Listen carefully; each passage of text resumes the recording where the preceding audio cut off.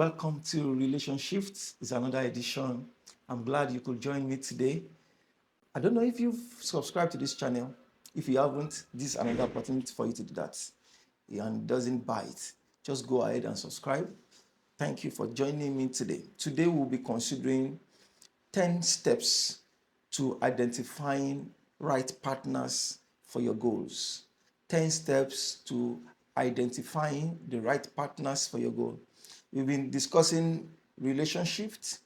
This is the 8th episode. And in trying to build your business, succeed in life, succeed in career, succeed in business, succeed in ministry, whatever you are doing, at some point you will need people to come along with you, because once you have partners, they amplify your success. They help you to grow what you are doing. Doing it by yourself will put limit on what you can achieve. It's a cap. But when you bring other people in to support you in this your vision, there is a lot more you can achieve. Today we will consider 10 steps that you will take or you can take to identify the right partners so that you don't bring in the wrong partners. Ecclesiastes chapter 4, verses 9 and 10. Ecclesiastes chapter 4, verses 9 and 10. Two are better than one because they have a good reward for their labor. For if they fall, one will lift up his companion. But woe to him who is alone when he falls, for he has no one to help him up. He has no one to help him up. That is one advantage of having a partner. When you are alone, if there is an issue with you, if you are sick, your business may not be able to continue because you are the only one running the business. If you are a pastor and you are the only pastor, you are the only one who can preach, when you are indisposed, the church discontinues until you are strong again. So there is no way you run anything all by yourself. You have to bring in people who will be able to match up with you, work up with you, achieve your vision with you. Do not be unequally yoked together with unbelievers. For what fellowship has righteousness with lawlessness? And what communion has light with darkness? 2 Corinthians chapter 6, verse 14. We cannot be yoked with unbelievers. What does that mean? Whatever you want to do, as much as you need people to join you, there will be need for you to work with people who are also going the way you are going. Not just any kind of person. You need people who are working the way you are working, who will support you in achieving what you want to achieve. The right partnership will amplify your strength. They will complete your weaknesses, and they will align with your values and your goals in life. So let's consider 10 very important steps to identify the right partners. Number one is define your goals clearly. You need to define your goals clearly so that people will understand what you need a partnership for. If I don't define my goal and just say I need a partner and someone comes to join me and the person is not going my way, then I don't have a partner per se, because I'm now saying something and the person is thinking I meant something else. You need a partner. So just like someone who wants to get married, you need to find a partner going your way. You need to find a partner who understands your goals. But you need to define the goals. What if they don't know what your goal is? If they don't understand what your goal is, you will have just married any kind of person. But you need someone who understands what you want to achieve.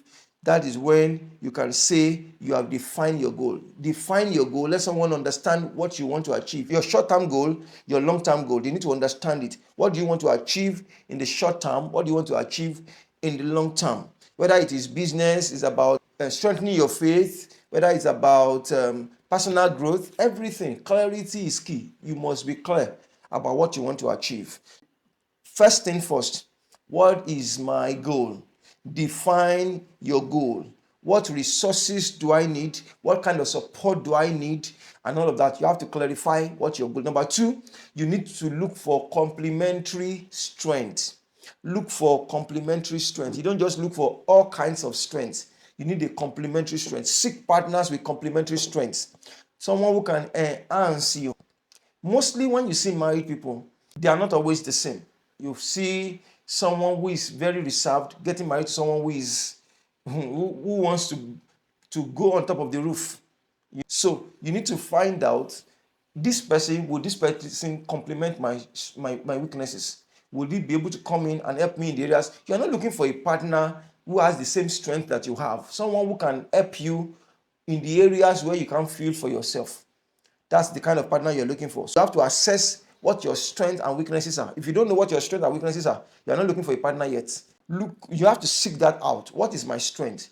What is my weakness? Then you need a partner who will come in like an opposite of what you have to complement you. Then, of course, you must also make sure that this partner excel in the areas where you want them to come into.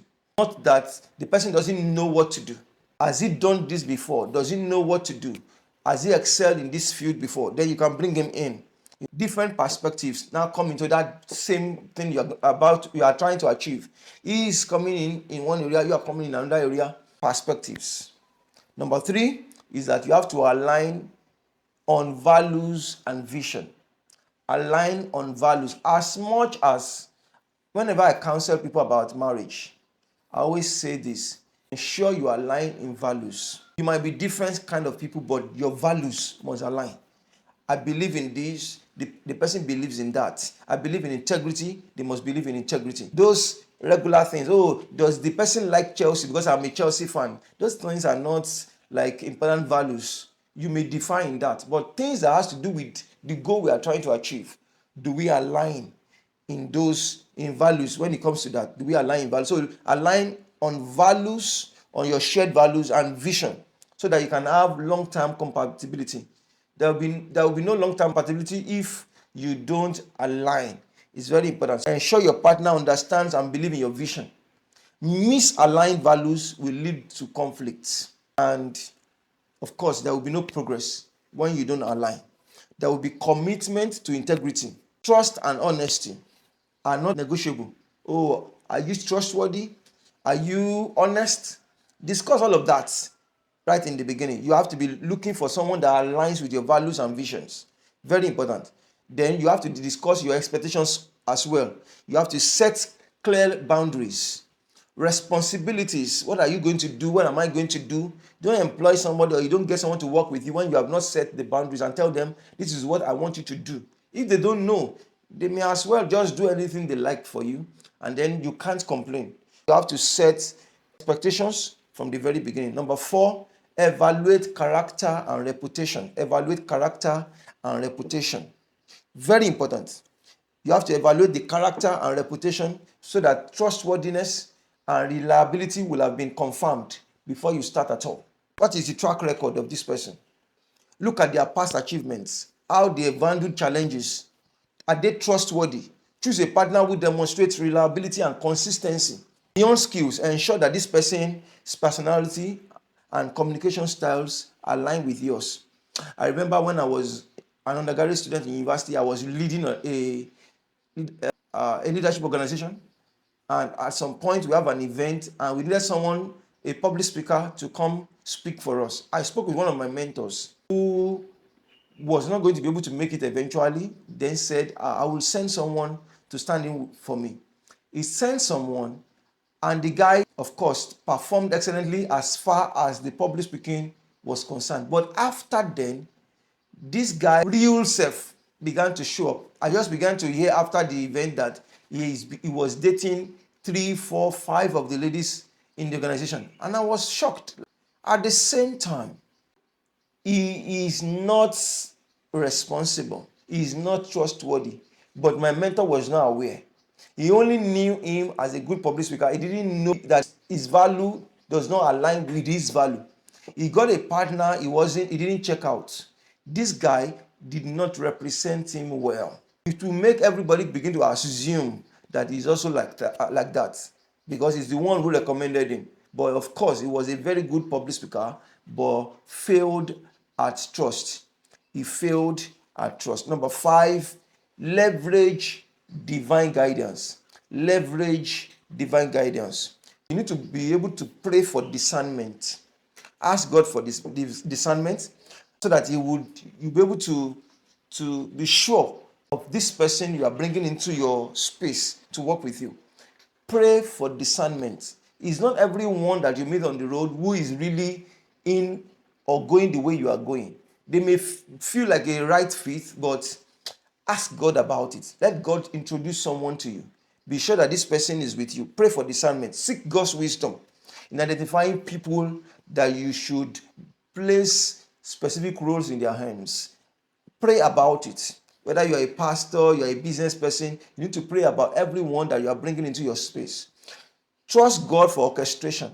God, lead me to the right persons so that you don't fall into wrong hands, so that you don't get to discuss with wrong people. Trust God. Ask for divine orchestration. Lord, bring the right people my way so that you don't keep working with fools. It's very important. Pay attention to divine connections. Pay attention to divine connections. I've trusted God for this a lot of times, that the right people. It's not about the size of the number of people that you have, but the quality of the number of people. Number 6, observe behavior in collaborative settings. This person might be good on their own, but when it comes to collaboration, they might not be the best fit. Test compatibility by working on small tasks or small projects first. See how they behave before you bring them into this big idea or big vision that you have, or these big goals that you have. Test them with small tasks. Don't bring them into big task just like that without first testing whether they will align with your values in life. Very important. Start with minor projects or tasks to evaluate their compatibility with what you are doing or with your values or with your visions in life. Then you look out for red flags. Look out for signs of poor communication, lack of accountability, conflicting priorities. Check out for those things while you are checking out for their behavior in collaborative setting. Is this person able to solve problems that you are bringing them to solve? Start with small ones.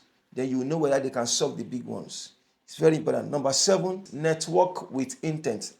Network intentionally in communities aligned with your goals. You need to join relevant communities. Engage in professional networks.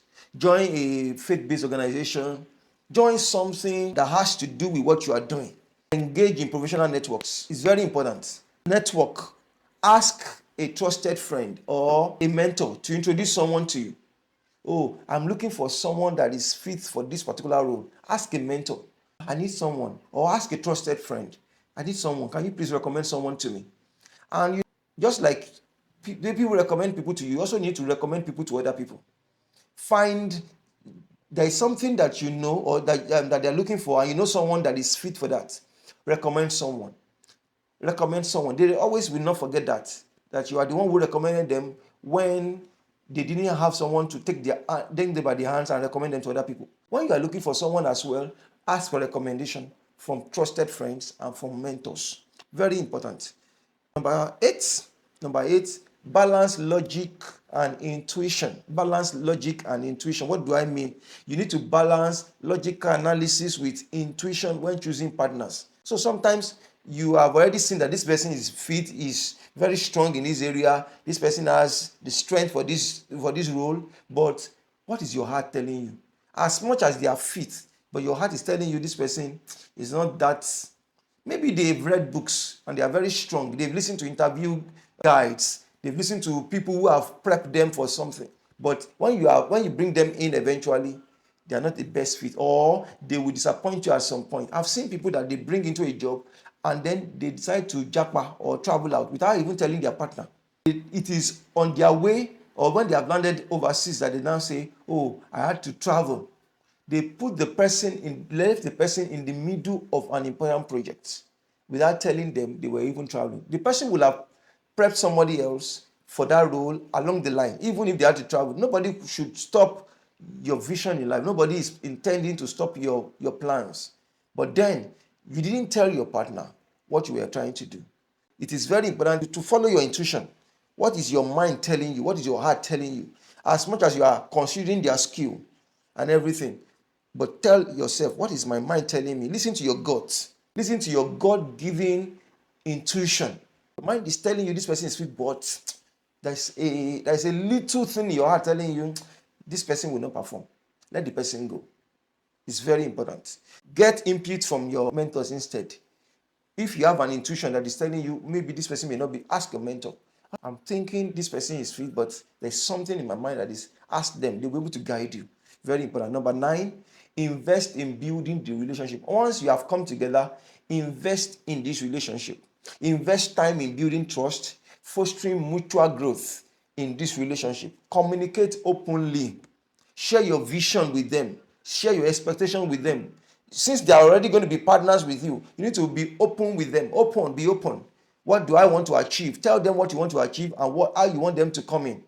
Very important. So build trust with this person that you are bringing in. Strong partnership take time to develop. Be patient and consistent with this person. It takes time. But over time, you come to build the kind of friendship you are looking for. All right. And number 10, which is the last one, recognize when to let go.